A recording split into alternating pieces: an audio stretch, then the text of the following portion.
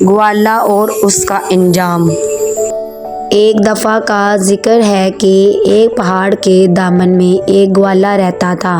वो अपनी भैंसों का दूध निकालता और इसे पास वाले गांव में बेचा करता। वो बहुत लालची आदमी था। वो अक्सर दूध में पानी मिलाकर दूध की मकदार में इजाफा करता, जिसकी वजह से उसकी आमदनी में दिन ब दिन इजाफा होने लगा।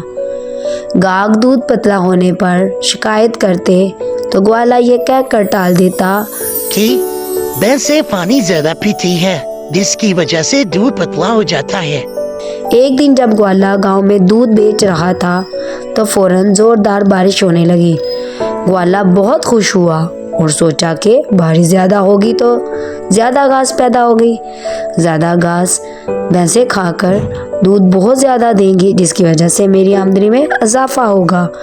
थोड़ी ही देर में बारिश इतनी ज्यादा होगी कि पहाड़ के दामन में पानी भर आया, जिसकी वजह से उसकी सारी भैंसें डूब गई। ये देखकर ग्वाला बहुत परेशान हुआ और रोने लगा। पास ही एक बूढ़ा समझदार आदमी बैठा था।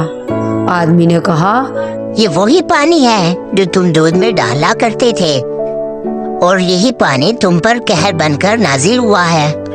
इस कहानी से हमें ये सबक मिलता है, जैसा करोगे वैसा भरोगे।